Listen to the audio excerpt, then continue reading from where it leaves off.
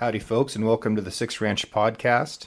Today I'm joined by Bruce Wassom from Rogue Jet Boat Works and Sean Powell from Fall Creek Media. Bruce is a legend in the jet boat community, having owned 2 different boat companies over the last 4 decades. He's been the first person to ascend rivers all over the world, from Nepal to Chile to Mongolia. He's a super interesting guy to listen to, and I really enjoyed doing this podcast. We also have Sean Powell. Sean is a friend of mine who's a professional photographer, surfer, snowboarder, Alaskan guide, and all-around nice guy. We sat down on a spring bear hunt on a chilly morning to shoot the breeze and talk about boats and pictures. Well, we're sitting here in the middle of Hell's Canyon, and it's been a real nice morning. Had a good night, good trip in here. You guys want to introduce yourselves? I'm Bruce Wassom from Medford, Oregon, Rogue Jet Boat Works. I'm Sean Powell. I'm from Bend, Oregon. Photographer and owner-operator of Fall Creek Media. Fall Creek Media. Yep. Are you a creek guy or are you a creek guy? Creek. Are you? Yeah. You've always been a creek guy. Yep. What about you, Bruce? Crick. Creek, yeah. Correct. You're a riverman, you know. Oh, yeah. Yeah. What is the difference between a creek and a river? At which point does a creek become a river? Well, I look at it if you can run a jet boat on it. Then it's a river? Then it's a river. You can't run a jet boat on a creek? Well, we do sometimes. You've been in the jet boat game a long time.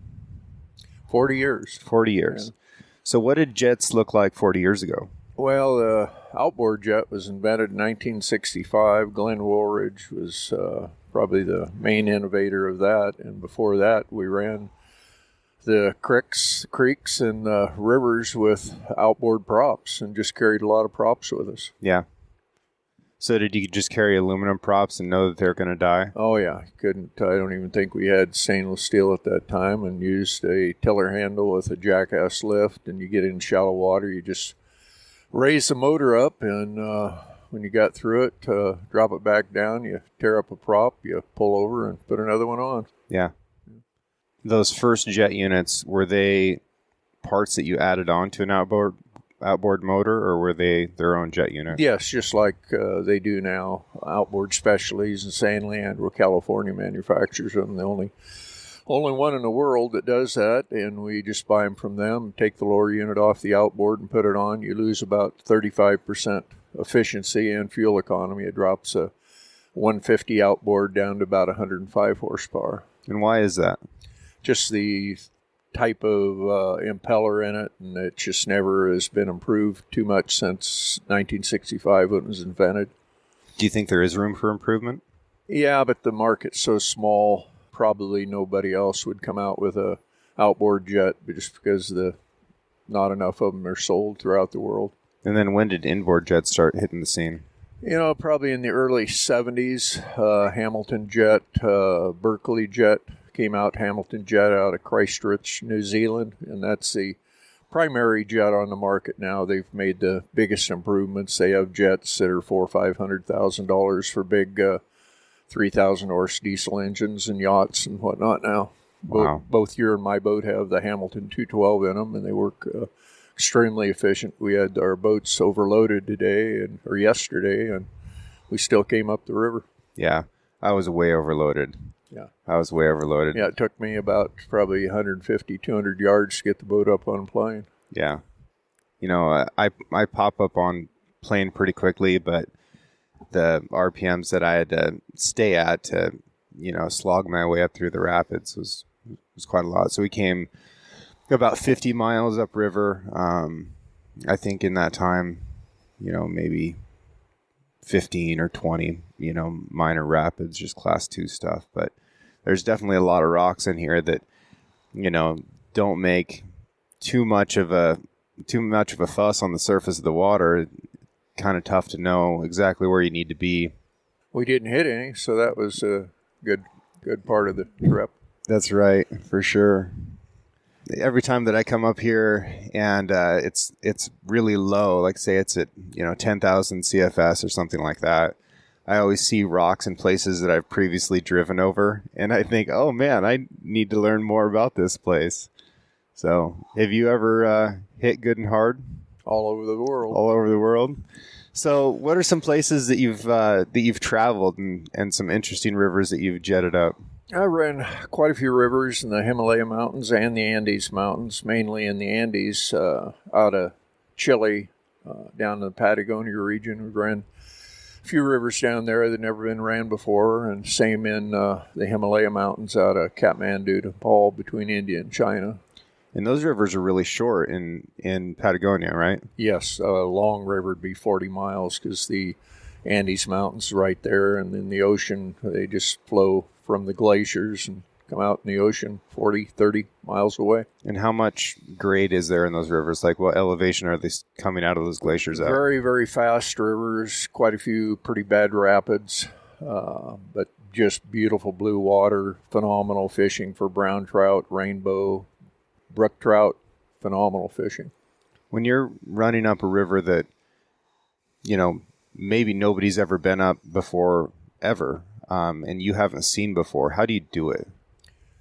Well, ideally, we'll, if we can, unless it's sheer bluffs or something, we'll stop and park the boat and scout the rapids, hike up through the woods or the canyon and then look down to make sure that it's runnable. You don't want to get up in the middle of one and not be able to go any further and have to turn around, because some places you can't turn around because they're so bad at rapids.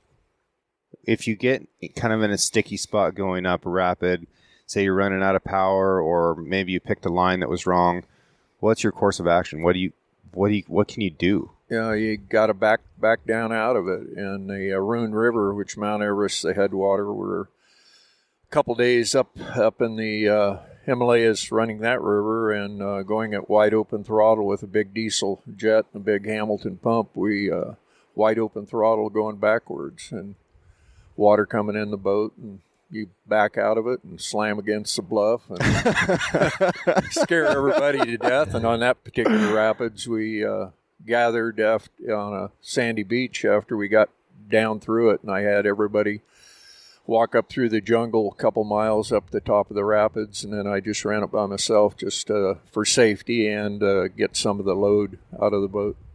Wow. So, Sean, this is your first time yesterday going upriver in a jet, right?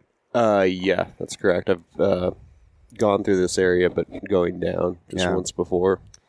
So, what was that experience like for you? It was really cool.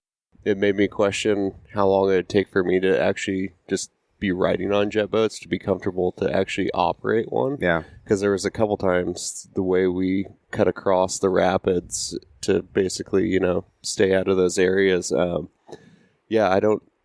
think I would panic and put myself in a bad position pretty quickly. There's just, there's obviously some nuances that, I was just like, oh, that makes sense why we did it that way. But it was pretty cool. Yeah. It was very fun. Definitely an acquired art of reading the water.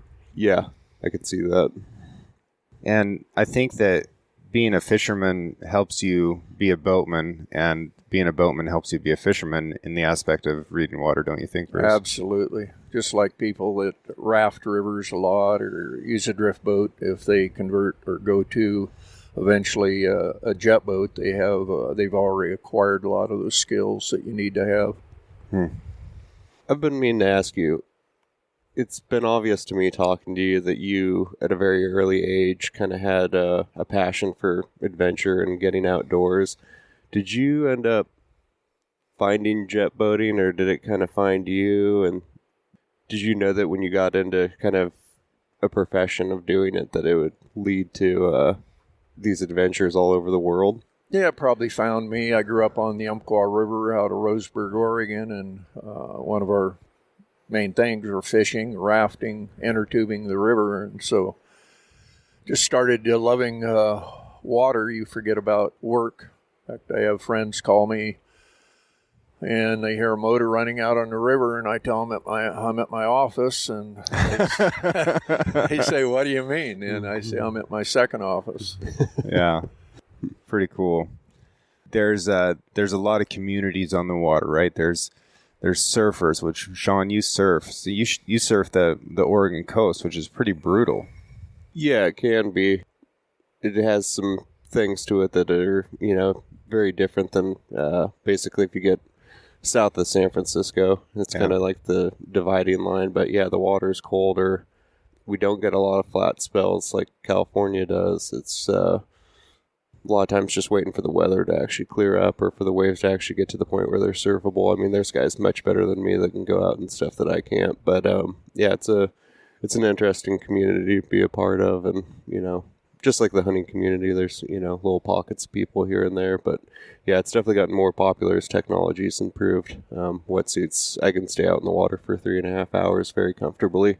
Yeah, at 52 degrees water temperature. So that's amazing. Yeah, I'm sure you'd agree, Sean, that when you're on the water, you forget about work, you forget about life's troubles. It's a very great place to bring children and grow up. Same with hunting. Mm-hmm. It's a great outdoor experience. There's also times when you can be on the water and realize that you have a brand new set of troubles in your life. One of the first times that I came up this river in a powerboat, I was in my granddad's 1958 Riddle with Merc two-stroke outboard prop, and the steering mount broke when I was in the middle of a rapid, and I couldn't turn to the right anymore. I could only turn left, and I just throttled back until I could stay put, and I yelled up to the front of the boat that I needed a pair of pliers. And my buddy in the front of the boat, over the sound of the waves and this two-stroke that was roaring, all he heard was fire. So he started digging around in the toolbox and came up with a fire extinguisher. And I was like, no, wrong thing.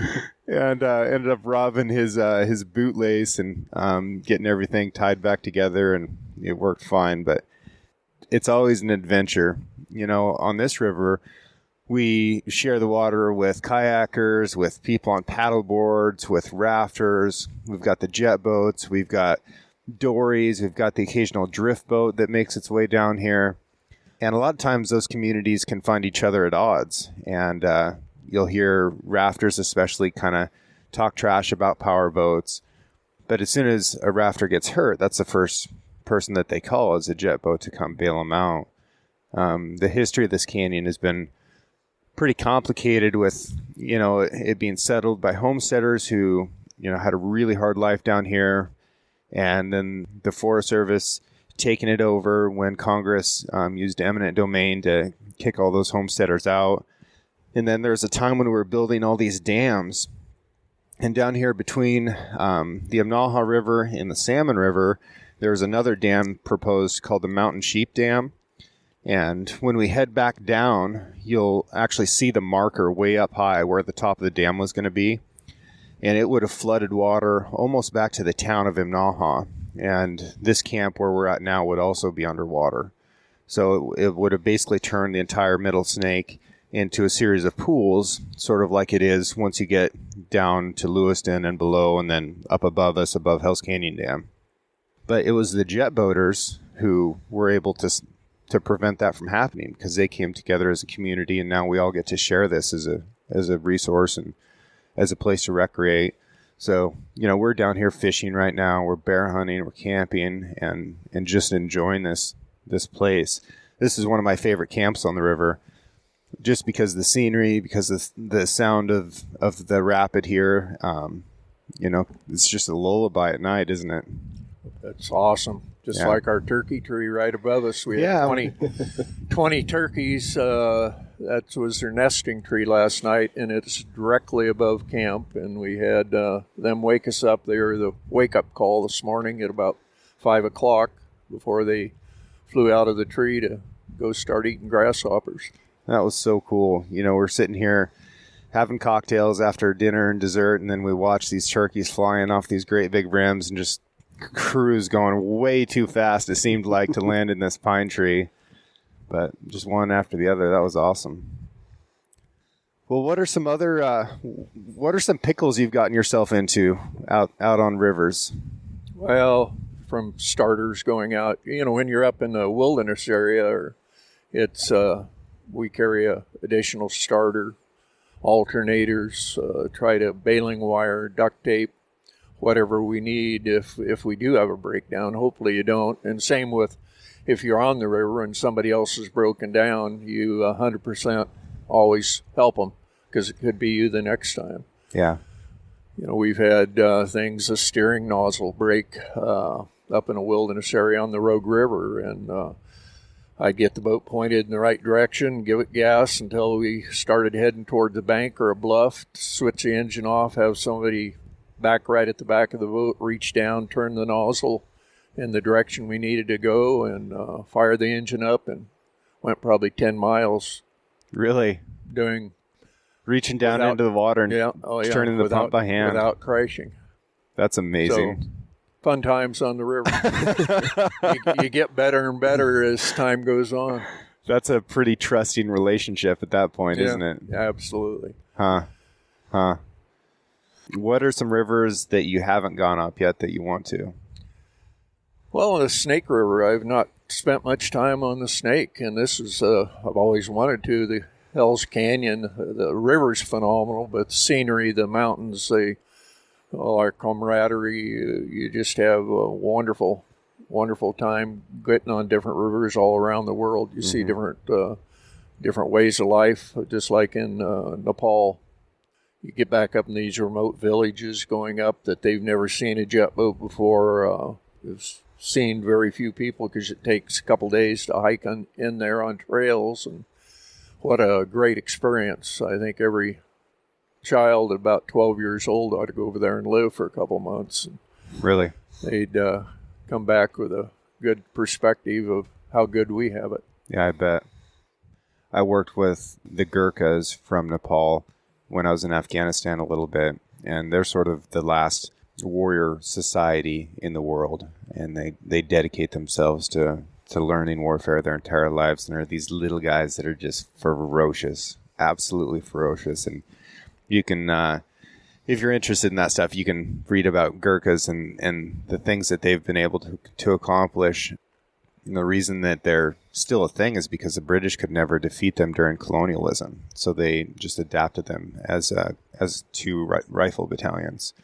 And then you've got the Sherpas that do these amazing things. So, you know, the Nepali people, they're strong. They're strong-willed, they're strong-bodied, they're strong-minded. Very impressive people, I think. Yeah, big Nepalis to be 130 pounds, but they can put on their back 200 pounds. And like I brought back a Gurkha knife with me, and they'd sneak into enemy camp, and they'd be the only ones that come back out of it. Yeah, tough guys.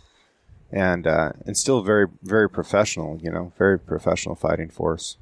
When you're taking these boats into Nepal, are they the Nepalese government, are they ordering them to get supplies and medical treatment to people? That was about almost 40 years ago, and that boat was built over here in Idaho by Doug Riddle and his dad Norm, and shipped over there. And then I was hired by the Nepalese government and USAID to help navigate some of the rivers over there, see if we get back up in some of these remote villages to get medical supplies.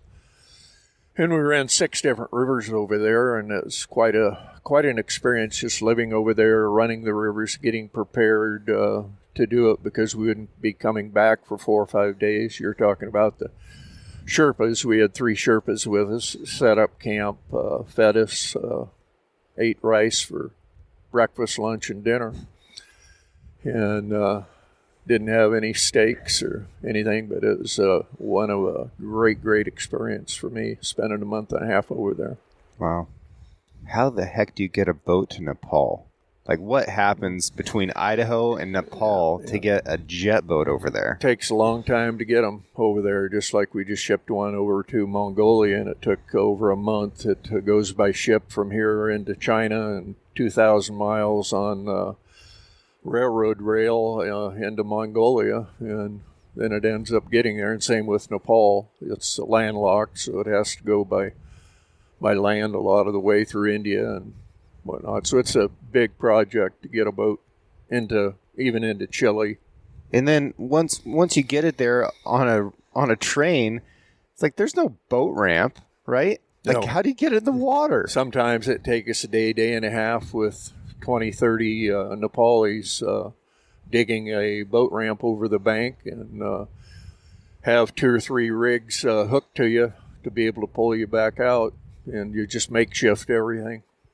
Are most of the international boats diesel just due to fuel availability?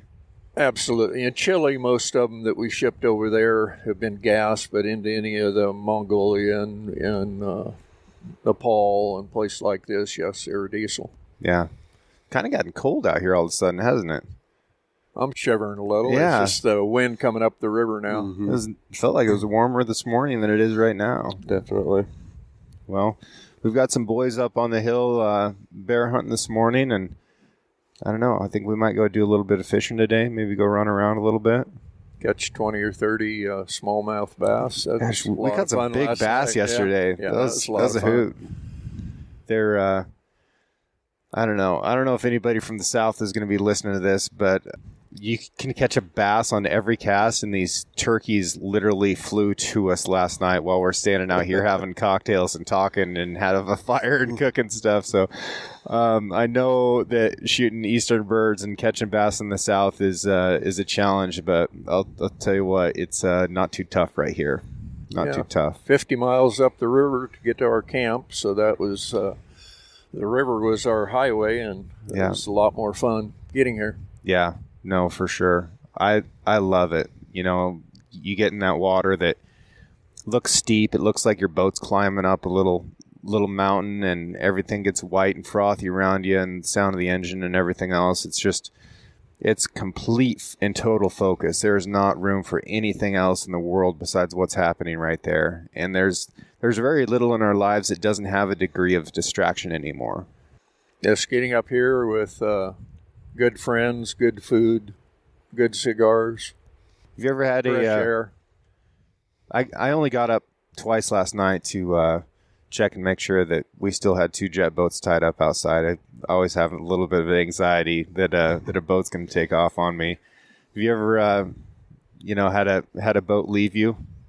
Yes, you always tie them up, and once in a while, in my younger days, I wasn't that careful, and get up in the morning and the boat's not there and floating down the river, so we have to figure out how to go get it, and then usually find them. What happened, Bruce? Well, you swim out there, look like a fool. So a good rope and a good tree to tie a rope up, tie a boat up on is extremely important. What's your go-to knot? Bowline or a square knot or double knots. Yeah, always double knots. Lots of knots. Yeah. If you don't know the knot, tie a lot. Yeah, pretty much. But I highly recommend that you learn a knot if you don't know a knot. Yeah, that's an important skill. Just did some talking with Ryan Lampers and Cody Rich the other day about life skills to have. You know, not necessarily for the apocalypse, but people are definitely thinking right now about skills that they need to have that maybe they don't. And one of them that I brought up was knife sharpening. That's something that people have almost completely lost, is the ability to sharpen a knife. We use replaceable blade knives. We throw them away. And that's not sustainable. We have to rely on manufacturing to do that. And, this is starting to sound a little Boy Scouty, but you need to learn how to tie knots, too. That's another important skill. Yep. What would be a good life skill you would add? Getting along with people and caring about everybody else. Do things that to other people that you do for yourself, and it always comes back in double. Yeah. What about you? Be a good problem solver. Yeah. I know when I was fighting fires, all the best people that I worked with were really good problem solvers. You know, they didn't make excuses. They said, well, this is the situation, and how can we handle it the best to our ability with what limited resources we have. And I think anymore you just see more and more people using technology to solve those problems, and sometimes that's just not realistic, and or it's just not a good way to go.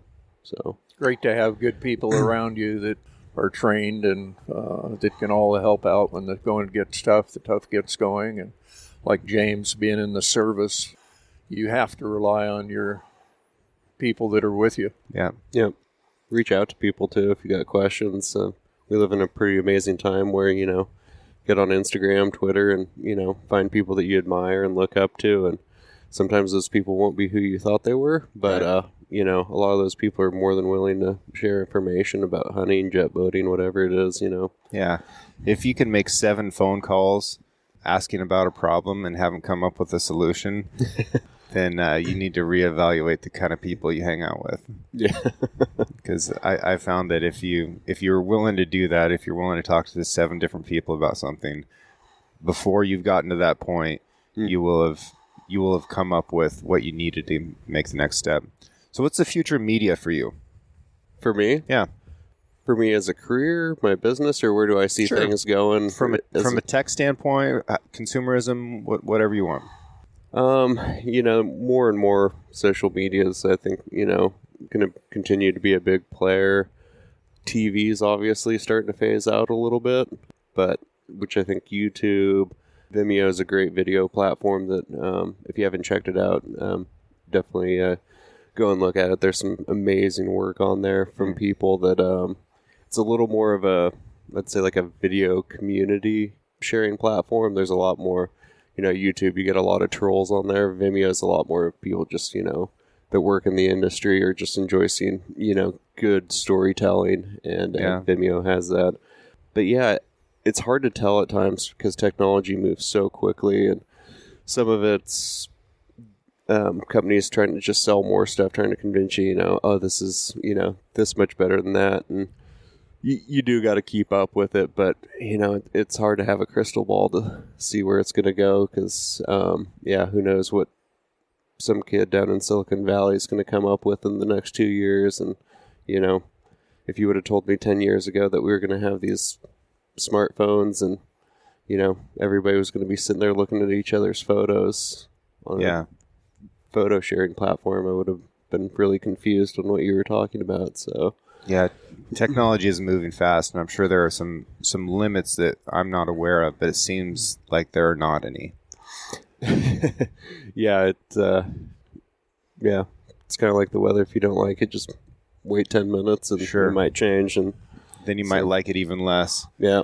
Oh, just look at the equipment that we're using at this camp. It's co-sponsored by Sig Sauer Optics, and the spotting scopes, the range finders, the different gadgets that are coming out to make things help you assist so that you don't make bad shots, and be able to look at birds and turkeys up in the trees. And pretty neat.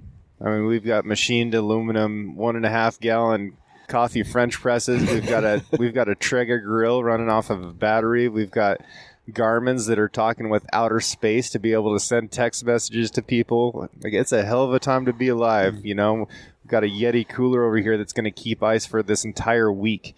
It's just impossible. If I were to go back to when my granddad lived down here as a little kid and try to explain some of this stuff to him, it would be impossible to understand. Right? And it's 2 generations removed. Same with the First Light clothing we have on right now is pretty awesome what they've innovated over the last 10, 12 years. Keeping us warm and dry. Yeah. Quite a bit lighter than my old wool pants I picked up at the Army surplus. Those are great, though, man. Those are great for cold weather. You could live in those things. It might not be a good life, but you would stay alive. Yeah, they are quite heavy, though. Yeah. Well, what's the future of jet boats, Bruce? I mean, you've owned 2 jet companies. You've been in the game for basically as long as there's been a game. Where's it all going? We keep making innovations in the hull designs to make them run better. The engines being more fuel efficient. We're just starting to use some of the EcoBoost engines that Ford just came out with. That 4-cylinder, 500-pound engines that are turbocharged that get 300 plus horsepower out of them. And used to take a big block to get that horsepower. They burn half the fuel. So in the engines, the jet drive, same with Hamilton Jet and some of the other jet drive companies, improvements they're making into those to make them more efficient. So we're not like electronics, but we've made some big leaps in making things more efficient. So if somebody wants to buy a jet boat from you, what do they got to do? Well, we like people to come to the factory, take a tour through the factory, take a demo ride out on our beautiful Rogue River. We come in and sit down with them and talk about how they're going to use the boat. A lot of it's family usage, fishing. A lot of them don't run whitewater, but if they do, we try to sit down with them. Right now, we're 6-7 months out in production, so if they order a boat from us, they have to wait a while, but it's custom built for the customer and how they're going to use the boat, from heater defrosters in the boats to suspension seats. We do some really nice things now. They're cosmetically a lot better looking for the family, but and we do a little training with each person when they come to pick up the boat. Same with our law enforcement market. I have 2 boats being delivered to the Army Corps of Engineers down in New Mexico next week, and we'll do a little training session for them down there also. Yeah. Boats provide accessibility, and that's the bottom line. That's the thing that they've always done. They're able to move weight and access areas that you couldn't otherwise. And accessibility is even changing with boats. Like my boat is completely wheelchair accessible. I've got a bow ramp. I've got a ramp down through the center. You can run the whole boat sitting down. So really, no matter where you're at in your life, you can probably benefit from a boat. And there's a quote from a book called The Wind in the Willows that says, believe me, my young friend, there's simply nothing in this world quite so good as simply messing about in boats. And I think that might be true. You know, whatever it is, if it's a blow-up Walmart raft or a $500,000 quadruple engine diesel jet boat, it's fun. It's nice to be on a boat. It's nice to be on the water. That's part of who we are as humans. Yeah, you look at it, it took us approximately 4 hours to go 50 miles up in the Hells Canyon on the Snake River. To walk into the location we are here, it's taken us 2 to 3 days. So we brought up our... I would have died. I wouldn't have made it. I wouldn't have made it. Yeah, there's no clothing that would have spirited me into here if I had to do it on the left foot, right foot. So, all right, gentlemen. Well, thank you very much for your time. Bruce, you're an absolute legend, and I enjoy all your stories. I wish people could hear the stories that we get the privilege of hearing during cocktail hour, but they'll just have to come down to the factory and order a boat in order to hear those. And themselves. I don't embellish any of those stories I'm telling while I'm having cocktail. All right, gentlemen. Thank you very much. Thanks.